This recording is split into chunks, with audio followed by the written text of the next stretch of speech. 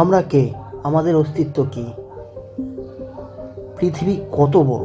পৃথিবী কোথা থেকে উৎপত্তি হয়েছে? সূর্যই বা কী? সূর্যের জন্ম কোথা থেকে হয়েছে? পৃথিবীতে 3 ভাগ জল, 1 ভাগ স্থল।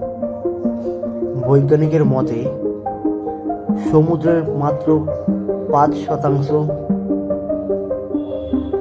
খুঁজে পাওয়া গেছে। 95 অথবা 95% এখনো খুঁজে পাওয়া যায়নি। অনেক বৈজ্ঞানিক মনে করে স্পেসে যাওয়া খুব সুবিধা, কিন্তু জলে যাওয়া খুব অসুবিধা। এর কারণটা কি?